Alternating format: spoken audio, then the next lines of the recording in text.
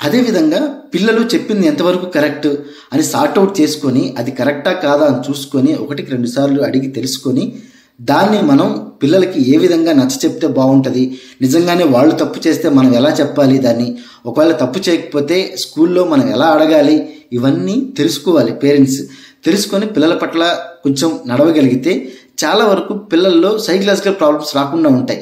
కొంతమంది పిల్లలు ఏం చేస్తారంటే స్కూల్కి వెళ్తే నాకు ఇబ్బంది అయిపోతుందని చెప్పి స్కూల్కి వెళ్ళకుండా మానేస్తారు, లేదంటే ఆడుకోవడానికి వెళ్ళకుండా మానేస్తారు. ఎందుకు అంటే నన్ను ఒక్కడనే టార్గెట్ చేస్తున్నారు, నన్ను ఒక్కడనే పాయింట్అవుట్ చేస్తున్నారు ప్రతి విషయంలో అని పిల్లలు అనుకోకుండా ఉండాలి.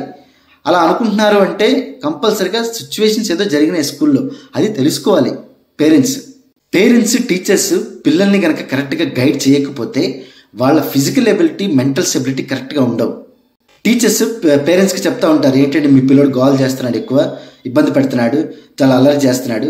యాక్చువల్గా పిల్లలంటేనే గోల్ చేస్తారు, కానీ ప్రతిదానికి మనం అరుచుకుంటా పోయి కొట్టుకుంటా పోతే అది పిల్లలు ఏమవుతుంది, కొంతమంది పిల్లలు ఏం చేస్తారంటే కొడతా ఉంటే కొట్టించుకోవడానికి అలవాటు పడిపోతారు. కానీ కొంతమంది పిల్లలు కొట్టడం చూసి భయపడతారు, లిటరల్గా భయపడి స్కూల్కి వెళ్ళడానికి మానేస్తారు. సో ఇలాంటి సిచ్యువేషన్స్ కూడా చాలా జరుగుతున్నాయి.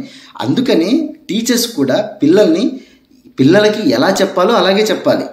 కొంతమంది టీచర్స్ పిల్లల్ని మరిముఖంగా గోల్ చేసే వాళ్ళను, లేకపోతే పక్కన వాళ్ళతో ఎక్కువగా మాట్లాడే వాళ్ళను కొంచెం పక్కన పెడతారు. ఈవెన్ పనిష్మెంట్ ఇవ్వడమో, లేదంటే బయట నించోబెట్టడమో, లేదంటే చిన్న చిన్న విషయాలకి ఎక్కువగా టీచర్స్ ఎవరైతే పిల్లోడు ఉన్నాడో వాడినే టార్గెట్ చేయటమో చేస్తే అలాంటి పిల్లల్లో ఏమవుతుంది, ప్రతిదానికి నన్నే పాయింట్అవుట్ చేస్తున్నారు, ప్రతిదానికి నన్నే టార్గెట్ చేస్తున్నారు అని చెప్పి వాళ్ళ మైండ్లో పడిపోతుంది.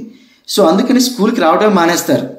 యాక్చువల్గా పిల్లలు ఎప్పుడు అలాగే ఉంటారు, అల్లరి చేస్తూ గోల్ చేస్తూ పిల్లలు ఎప్పుడు అలాగే ఉంటారు. అలా ఉంటేనే పిల్లలు అనేది కరెక్ట్గా ఉన్నట్టు. అసలు గోల్ చేయకుండా పిల్లలు ఒక మూల కూర్చొని ఏదో సైకలాజికల్గా ఏదో ఆలోచిస్తూ ఉంటే వాళ్ళు కరెక్ట్గా ఉన్నట్ట కాదు. కానీ వాళ్ళు గోల చేస్తున్నారు, అల్లరి చేస్తున్నారు అంటే అది ఎలాంటి వరకు పరిమితము, లేకపోతే శృతి ముంచుతున్నాడా అని చూసుకొని దాన్ని బట్టి టీచర్స్ కానీ పేరెంట్స్ కానీ ఉండటం అనేది చాలా మంచిది.